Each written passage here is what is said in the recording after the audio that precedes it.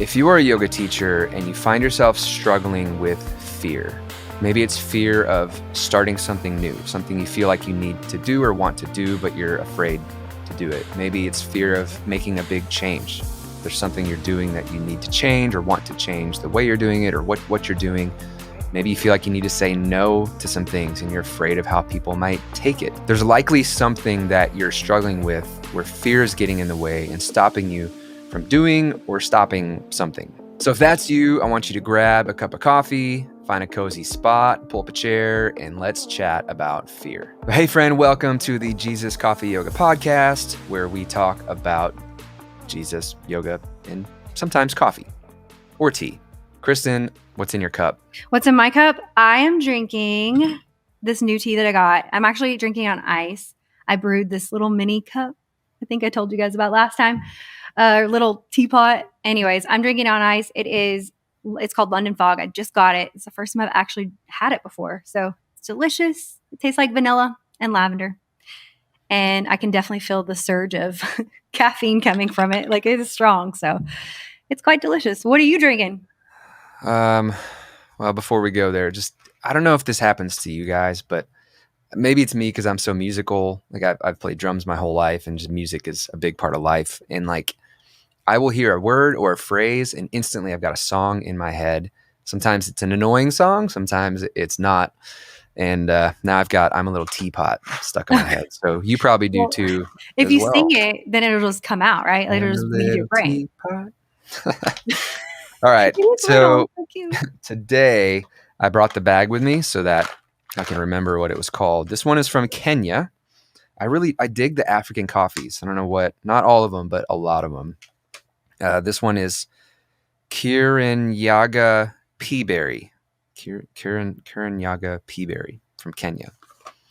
I probably butchered that, but It's quite it's delicious. good. Yeah. Is it strong? Yeah. In the previous episode, I mentioned how like coffees can taste different based on like where they're grown because of the soil contents and even like their elevation and all that. And I don't fully understand why, and I can't taste something and go, oh, that's whatever. But I can definitely tell the difference in things that I like and that I don't like.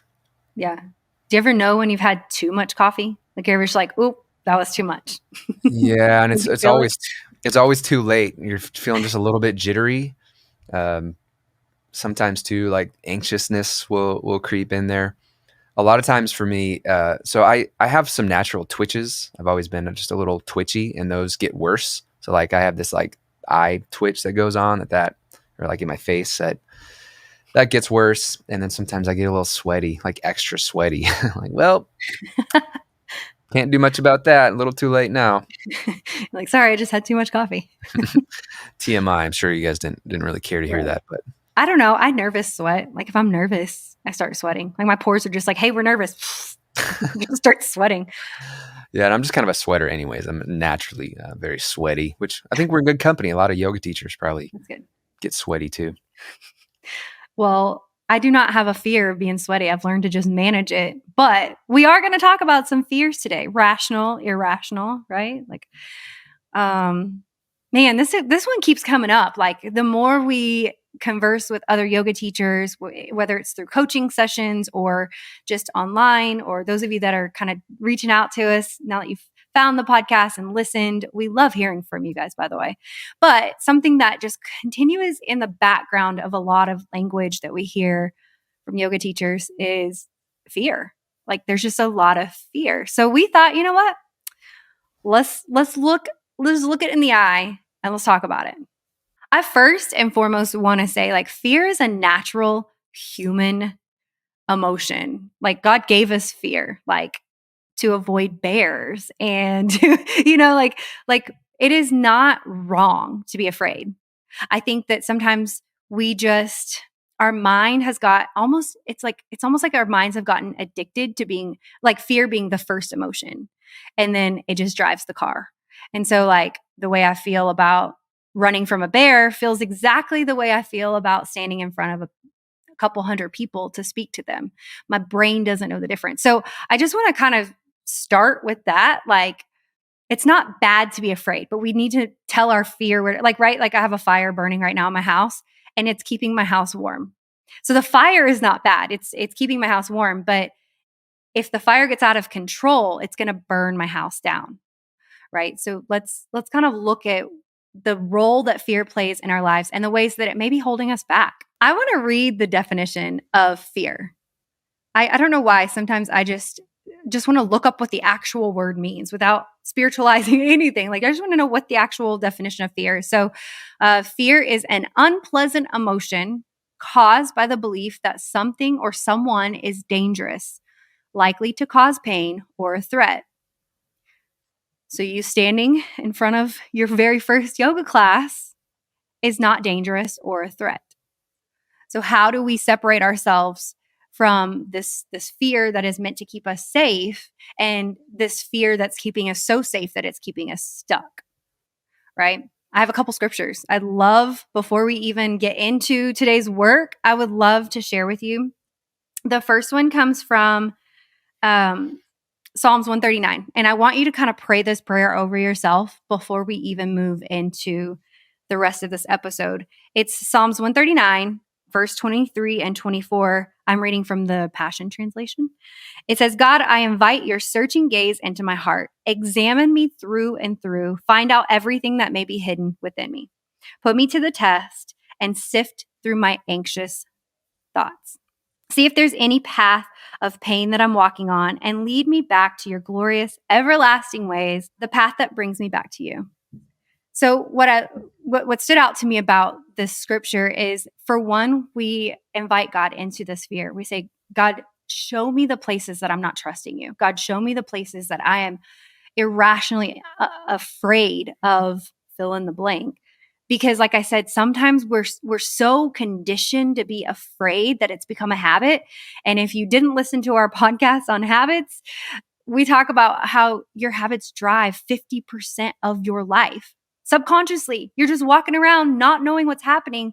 So if fear is such a habit that it's now driving your subconscious life or your conscious life, I think it's important that we ask God to show us those things. Show us the places that I'm afraid that I don't need to be afraid because I trust you. That's a really bold prayer to pray. God, examine me. So that would be my first call to action for you, teacher, is to ask God to enter this conversation with you, with us, and that He would sift through your anxious thoughts, your scared heart, and show them to you, and remind you that He is with you in all of it. Right? Do you have anything on that, Nick? Well, there's something you said that stuck out to me. I'm trying to remember exactly how you said it, but like with fear becoming a habit and like keeping you comfortable, and like it becomes this feedback loop of like, I'm afraid of this thing, so I won't do it, and now I feel safe, and like, ooh, I avoided, like you said, the definition, Discomfort. danger, pain, or a threat, and like you get in this loop of, because it's not a real dangerous situation or pain or threat. It's a perceived thing that your brain, like you said earlier, is like, I don't want to say evolution of like a, total whatever macro evolution, but like over time, our bodies and our brains have evolved a little bit or developed from like our caveman days, or days when we really had to be concerned with a mountain lion like eating us. Nowadays, unless you live in the mountains with mountain lions, that's probably not a threat. But our brains still work that way with like perceiving threats. They're just trying to keep us alive and help us survive. And so we get the same emotions and the same feelings in our body physiologically of when adrenaline, a mountain lion is potentially about to kill us, when like, something very non-threatening happens. It's all the same emotions. And like, we need to work with that and realize, and there are ways to kind of talk ourselves off the ledge, step back from that ledge, my friend. What is that song? Step back from that ledge. Makes me think of that movie that Jim Carrey did. Was it Yes Man? Wish you would step back from that ledge, my friend. I don't know. I digress. But there are things that we can do to kind of like in the moment, snap us out of it and help shift that that part of our brain. Is it the amygdala or whatever? That's like the fight, flight, or freeze, to get it back into our prefrontal cortex. Not to get too nerdy, but like the part of our executive function that helps us Yeah, it irration. helps us think and make wise decisions. That goes offline when fear kicks in and when those emotions pop up, and we have to do things to like snap it back to the front of our mind where we can be rational and make good Mhm. choices. So just knowing that is one major thing. So before we jump into some of this other stuff, even as a yoga teacher, you guys know the power of breath, right? And how like that could be one thing of like you can take deep breaths, and just that slight pause and breathing can help bring that sense of calm and like kind of transition it, right? Is there anything else in the moment that you feel like can kind of help you snap out of it? That's good. Something that as you were talking, I was looking at the definition that we have written down for fear, and it says that it's danger, pain, or threat, but it doesn't say discomfort.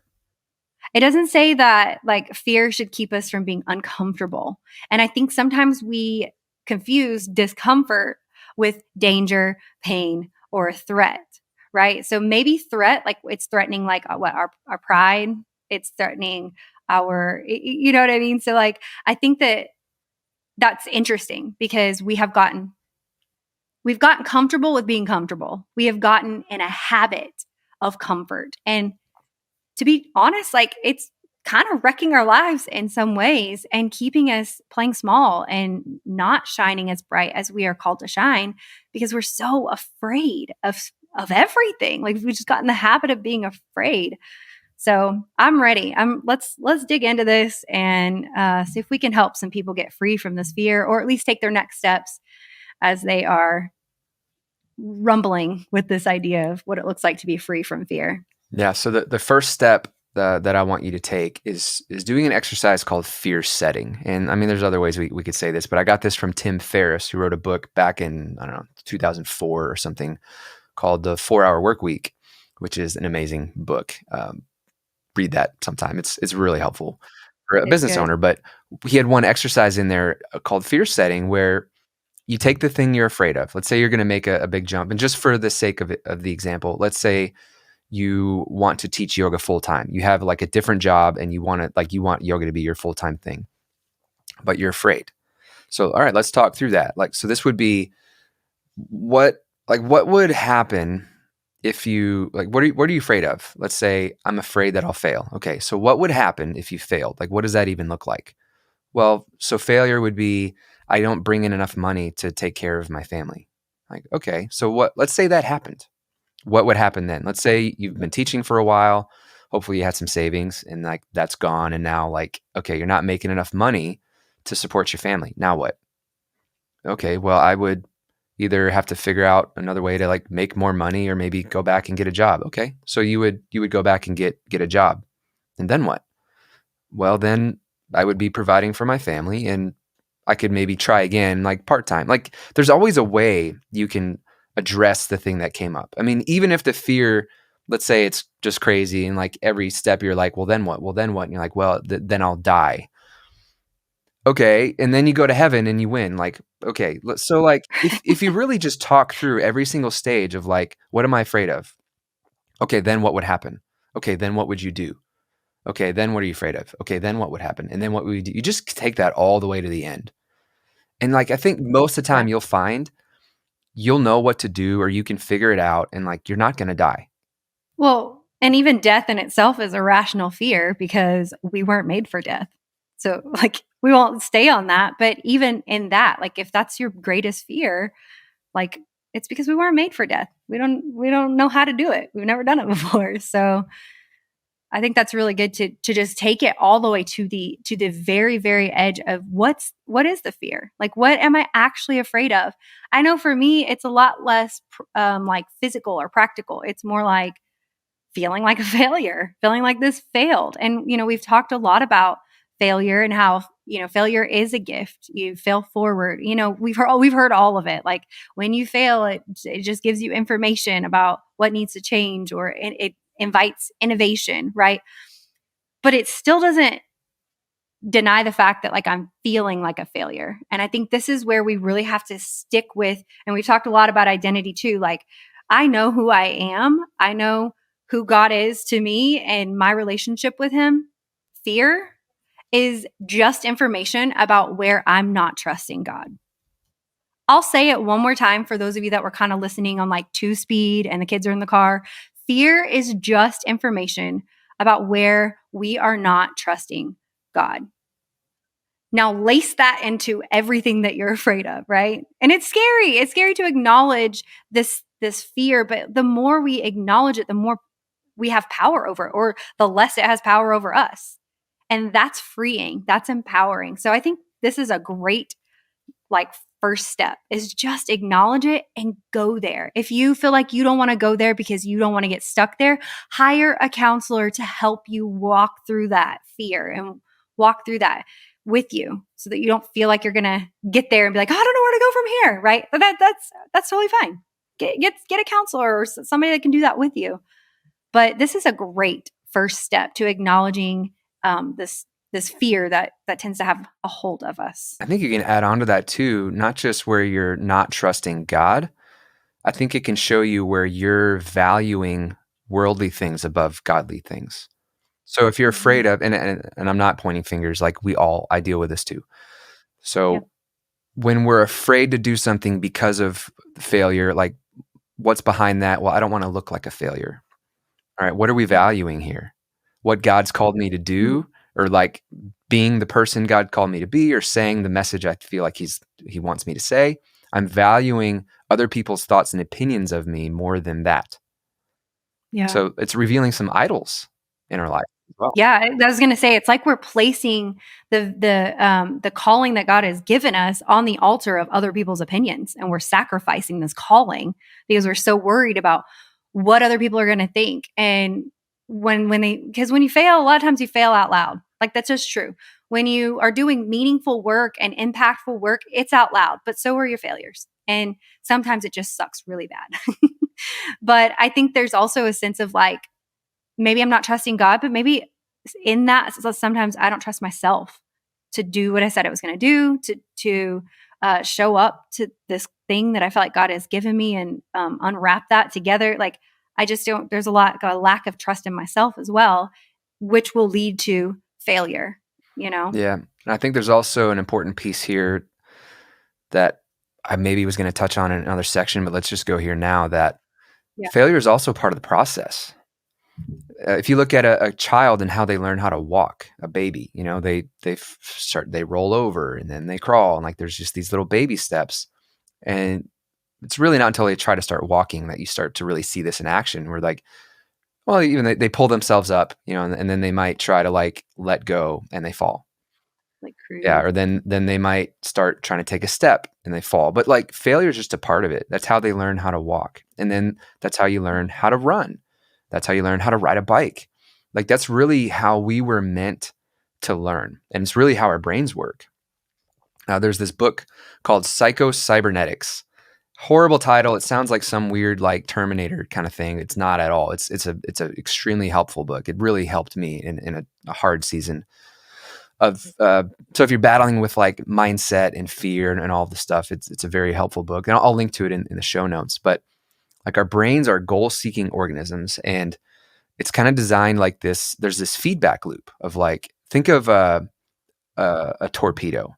A torpedo launches, and the way that it works is that there's this feedback loop of like, am I headed in the right direction? And if it's yes, I keep going. If it's no, I course correct. And now it's just constant. Now am I heading the right direction?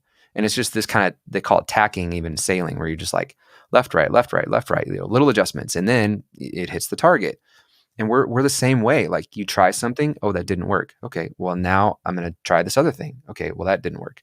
And like, so there's this kind of tacking, this zigzagging of like trying it, figuring it out. And really to go along with something else you said, failure is feedback. So if you can view it like that, like it has nothing to do with us and our value and like all the stuff that we really we care about, and we're letting it stop us from doing these things. It's just feedback. It's just telling you, hey, that didn't work, so let's tweak something. And it's I wish it was, sometimes it is obvious, but sometimes it's not. And you have to kind of do some investigating and experimenting and trying, but like, that's just part of the process. And that's how you learn. And if you're letting the fear of failing stop you from ever starting, it's so sad, because That's normal. It's just part of the process. And you just don't see it a lot too, where we see people that look like overnight successes on social media and we think like they just nailed it and never struggled. Like, no, I guarantee they had failures. Maybe some of them you saw, maybe some of them you don't. A lot of times we don't. And we just don't, it's like we think we're the only ones that screw up and fail and other people just have it all figured out. No, failure is part of the process. Yeah. Okay. So our first thing we're going to do is go there. We're going to fear. What'd you call it? Fear setting. We're just going to go there. We're going to play it all out. What's the next thing that we're going to do is we're looking at this fear. Okay. So next, we are not trying to avoid fear. So a lot of people will at all costs just try to avoid fear. And that's not at all what we're trying to do. We're just navigating with fear. We're learning how to operate in spite of the fear, with the fear. I think there's this misconception that you shouldn't feel the fear, that like if fear is there, something's wrong. And I would actually say maybe with fear being present, maybe that's an indication you're on the right track. If what you're trying to do is so easy that there's just no fear involved, like maybe you're setting your sights a little too low. I don't think God calls you to do something that's really easy and comfortable and doesn't require him. I think he tends to call us to do things that do require him. If you look at the Bible, it's just riddled with all these stories of people, unlikely people, who didn't look like they were the ones that you would pick to do the thing and didn't have all the qualities and the qualifications of what that person should have. And God used them to do incredible things. I think that it's important to, like we said, recognize the fear, give it less power, but also put strategies in place that help us navigate the fear, like deal with the fear, right? Instead of trying to avoid it, which it's so like humans to be like, oh, I don't like that. Bye.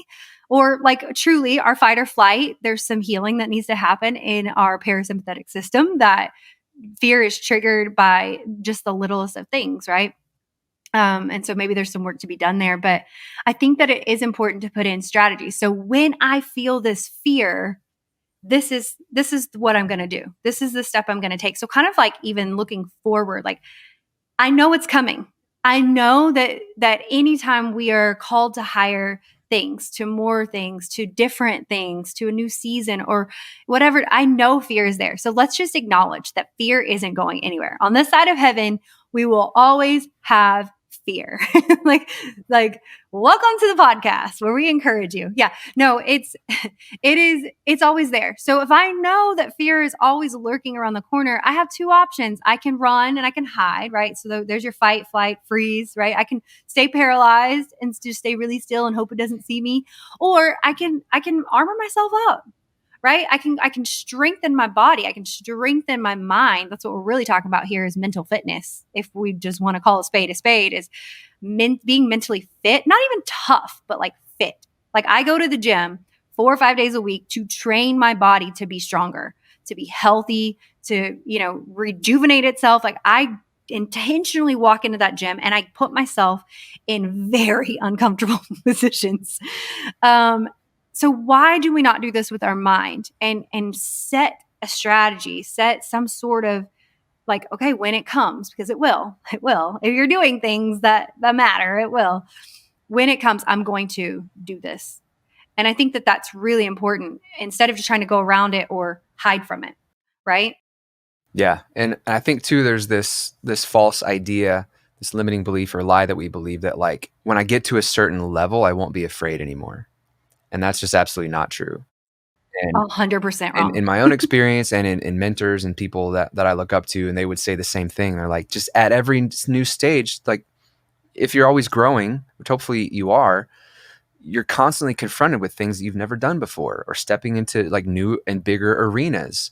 And even they would say like, I thought I would be done with fear, but like I'm doing something new and it just comes right back. And so learning these strategies of how to deal with fear and what to do with it, not just trying to avoid it or thinking like I shouldn't have fear at certain levels, because it will always creep its head back in. Yeah. I think, I know you gave this example on the last episode that we did, but will you share your kind of the image, like the picture that you painted with like fear in the driver's seat versus where it should go, and just kind of like refresh us on that? Because I love this idea. And I think that I'm a very visual person. So I want to imagine Yeah. it. So I think a lot of us, ride around in the car with fear at the wheel. So fear is driving and telling us where to go, and it's controlling where we go and what we do. And it's time for us to take back the driver's seat and to Mm. get fear out. And maybe in the beginning, fear just moves over into the passenger seat. And so we're driving like, all right, I'm going to go where I want to go now, or where I'm called to go. And then fear starts like turning the radio, and you're like, stop it, like slap fear's hand. No, I pick the music in this car. And little by little, it's you take back more control. Maybe fear ends up in the back seat, and it's a backseat driver, and it'll pop up and be like, turn left here. And you're like, no, fear. No, that's not where we're headed. I'm in control. Or with God's help. Jesus, take the wheel. No, I think a lot of times Jesus is like, you're at the wheel. I'm your navigator. Yeah. I can help navigate. I can help with your direction, but you're the one that's got to drive. And so I don't want to get uber spiritual, but we definitely go through seasons where I want to get Okay. uber spiritual here, because I think that so many times, like, God is in the passenger seat, or maybe fear's in the passenger seat when God should be in the passenger seat. And he's saying, all right, let's go. And fear is in the back seat. So you can hear it hollering from the back seat, but God's in the passenger seat. But we're so bound to what's happening in the back seat. Like, we won't even start the car. Like, God's like, all right, let's go. I'm going to navigate you. I got my GPS pulled up. We're going to go here and here. And we won't even start the car. And I think that this is what so many of us find ourselves doing, is like we won't even say yes to the thing that even if we're like excited to go on this adventure and do this thing and love on these people in this way and impact the people that we're called to love, and because we won't even start the car because fear is in the back seat making a fuss like a 2-year-old, right? Like, and so like as you were talking, I was kind of putting all that together, and that's why I was like, no, I want to go there. Yeah, and I might go to this in the next point, so I don't want to get too far ahead, but back to that analogy of some people waiting for all the lights to turn green before they leave the driveway, and that's just not normal. But we'll let fear throw all those like, well, but what about this? And what about this? This isn't right. This isn't right. Like, there's all these things that could go wrong, and that all the reasons you're not ready. And if you're just waiting for all green lights, like that, it just ain't going to happen. And you're not going to do it. And you're going to let fear rob you of the blessings and everything that will come from you leaning into your calling and your dreams. All right. So we are going to navigate life with fear and not avoid it. What's next? So number 3, we want to focus on the right things. So a lot of times with fear, and this is a struggle of mine that I've had to really work on. Again, that book, Psycho-Cybernetics, really helped, is focus on what you do want and not on what you don't want. So our brains, back to that goal-seeking organism, and this is where that came from, is from that book, that when you give your brain something to focus on, your brain's like, ooh, this is important, so let's figure this out. Let's get this thing for this person.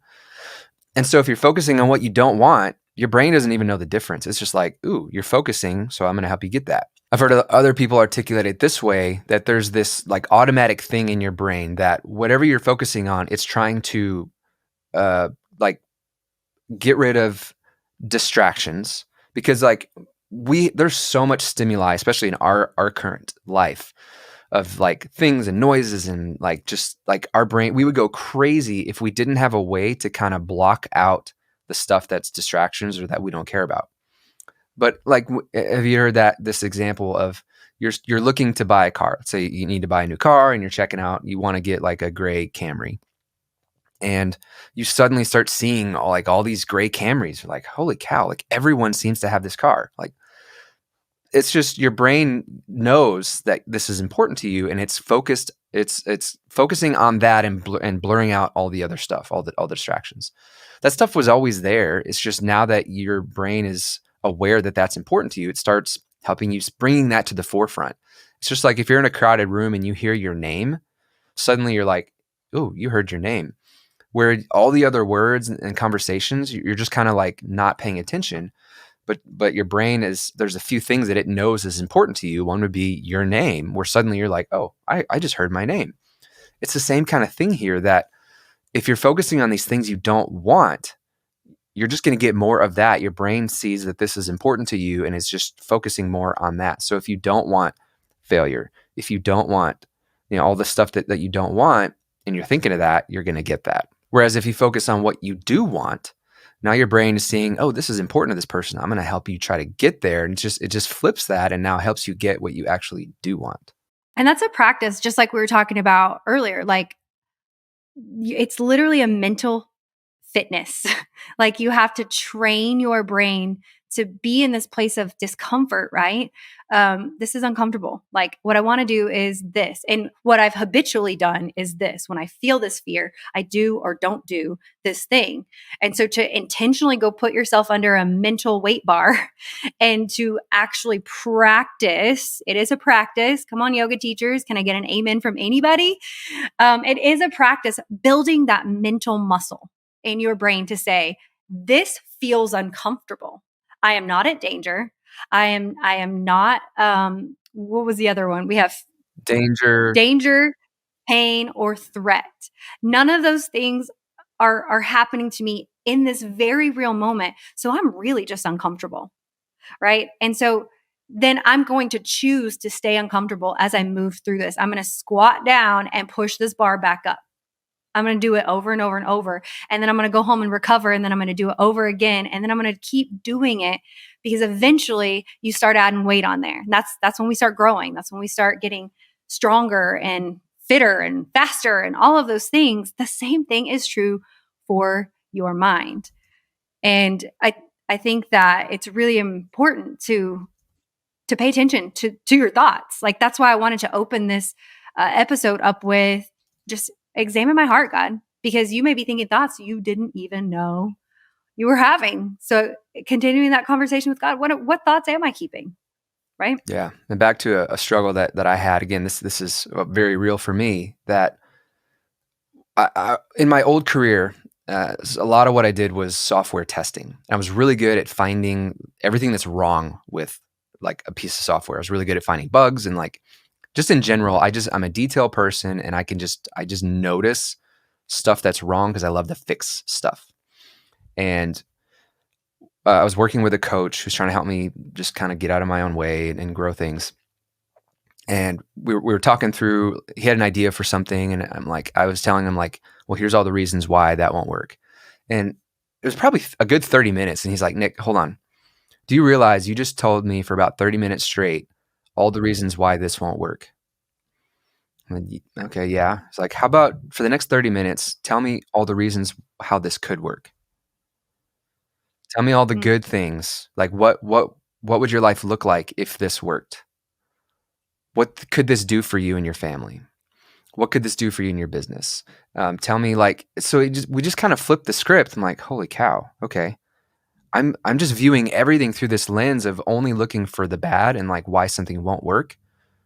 And what a powerful flip it was when I was like, It's so holy good. cow. It's so good. Okay. Yeah, what could this do? And it was super motivating as well. You're like, man, this could be great. This could, for all these reasons. And like it was, so if you find yourself that if you're more critical like that and you tend to find all the reasons why something won't work, I want to challenge you to flip that and actually spend some time writing it down or talking it out. What would this look like if it did work? And like, how could I make this work? And it's a super powerful script to flip. Yeah. And on that same note, I think it kind of just brings us into our fourth and final point, and that is to watch what you're filling your mind and your heart with.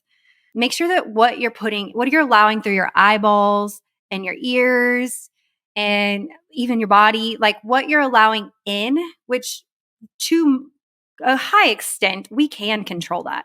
Like, I think we think so many times, like, we can't control that. You know how I control that? I take social media off this little phone.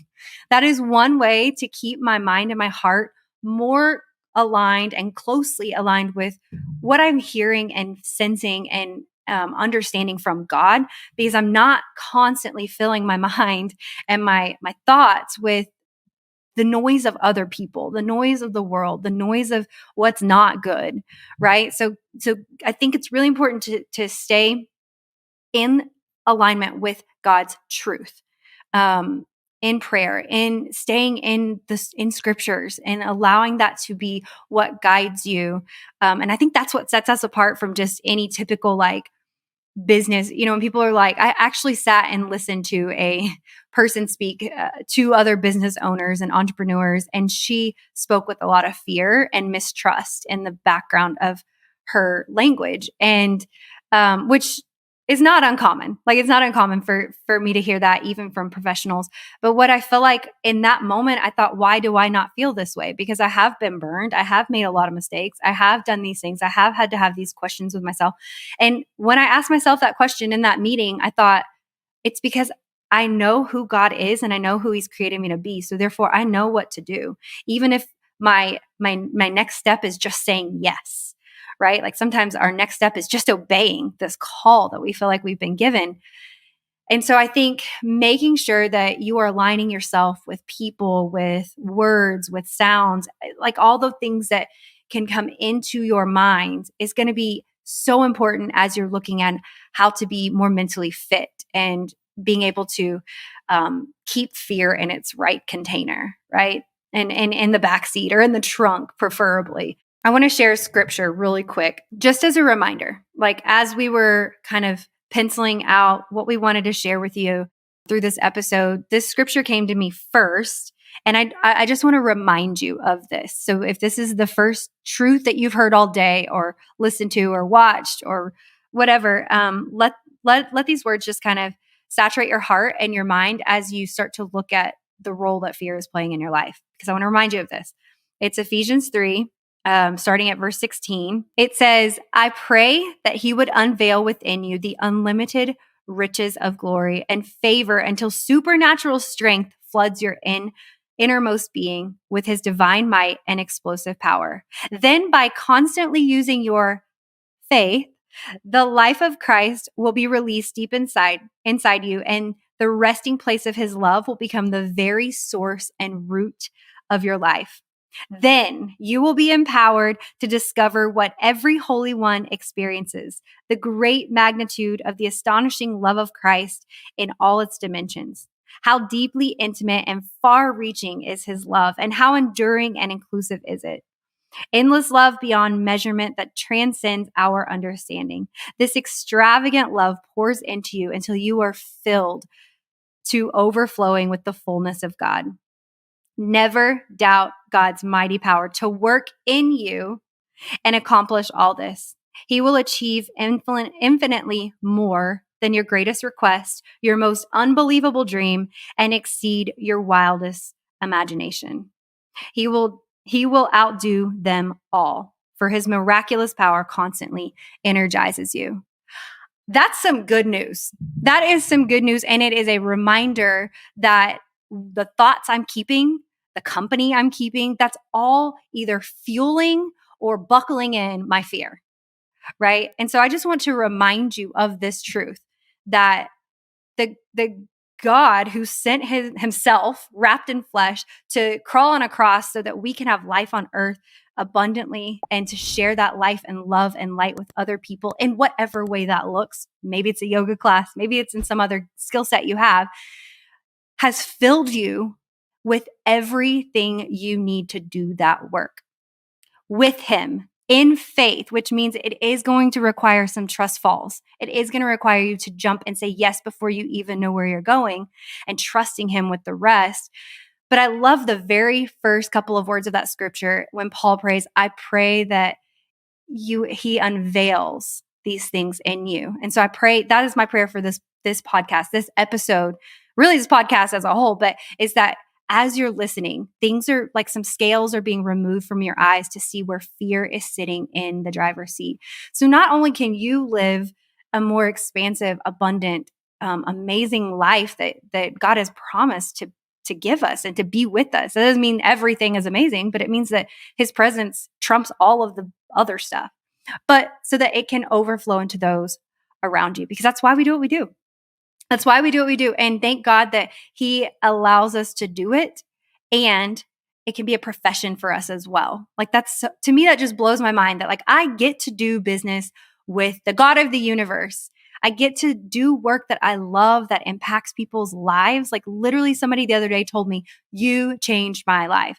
What I said was, God changed your life. I was just a microphone. I was just a water hose that the water flowed through. But to hear like people's lives are different because of my yes. People's lives are different because I looked at fear in the eye and I said, we're going anyways. Get in the passenger seat. Right. And so I just want to remind you of that truth today. And that was the fourth and final thing that we wanted to share was make sure that you're filling your mind and your heart with truth and aligning it with God's word. Yeah. And just a couple real practical things too on that. Like maybe you need to watch the news or read the news a little less and scroll social media a little less. You already mentioned that one, but even like the news, like my dad, he won't listen to this and I won't pick on him too much, but like he listens to a lot of news. I'm like, Dad, like, well, I gotta know what's going on. He's a pastor. I gotta know what's going on. Like, yeah, but like you don't need it on all day. Like it's just you're filling your head with negativity all day long. Like Constant. I don't want that. Like I can keep up with what's going on without having to read all the headlines and news all day every day. So if you struggle with fear and anxiety, like and you watch the news or listen to the news a lot, maybe cut back on that for a while. And I had a final thought on practical level too, that you don't need to see the whole staircase to take that first step. And a lot of times we want to, and again, it's the fear, but you just need to take the next step. So whatever that looks like for you, just whatever that is, take that one next step. And a lot of times when you do that, the next step will then reveal itself. And then you'll take that step. And then with some time, that next step will reveal itself. So like, you don't need to see the whole staircase. You just need to take the next step. Yeah. And until you do, you will never see that next step. It's kind of like with driving at night with your headlights that like you only see so far, but as you move forward, now you see more of the road, and then you move forward, you see more of the road. So it's kind of similar. Don't let this, like, I don't know, I don't have all the answers. I don't know how to do this. What all these things I don't know how to do. And you let that stop you from moving forward. No, just take that next step and you'll figure all that other stuff out on the way. It reminds me of the scripture in I think it's Psalms 119. And it says, your word is a lamp unto my feet and a light into my path. But like, it doesn't say that it's going to light up the whole forest. It literally it's illuminating your feet, right? So I don't know what's in the darkness around me, but I know the God who stands next to me as he lights the path. And sometimes fear, like we said earlier, is it's information about where we're not trusting God. And I hope that one sentence just sets somebody free today and revives their hope of their next step and of their future. And speaking of next step, if you find yourself in that position where you're like, I'm just not sure what my next step is, and maybe you need a little help figuring that out, we actually have a group coaching program called Next Steps, where that's exactly what we do. We meet and have live coaching calls where we talk through these things that kind of hold us back and get in the way and help you figure out what is that next step and help you take it. There's support. There's other teachers who are going through similar things and support each other. And it's just a really helpful situation to kind of have that support to figure out and take your next step. So if that sounds like something you might be interested in, head over to christiansdoyoga.com/next steps, and you'll get more information there. We're running a live group pretty soon. We may make a recorded version of it available if it's in between sessions or whatever, but just head over there and you'll find more information on that. All right. We got to shake that one off. Fear is a liar. I want to leave you with one final thought that we say all the time around here is we feel the fear and we do it anyway. Or say it another way, we do it afraid. All right, you guys, thank you so much for joining us for today's episode. It's always so helpful whenever you share these episodes with your friends. It's for them and for us. It helps us just get to be able to reach more people. So anytime you're sharing, make sure you're subscribed so that you see these new episodes that we have coming down the pipeline. Y'all, we've got some good stuff coming, so stick around. And as always, we want to hear from you. If this is your first time listening to the show, tell us. Let us know where you're coming from. Let us know what you're teaching. Let us know how God used this episode to spark a fire in you or shine a light in a dark corner of your heart. So we love hearing from you guys. because if it weren't for you, we wouldn't be here. And it's such an honor to get to share this space with you. So thank you, thank you, thank you. And we will catch you on the next episode.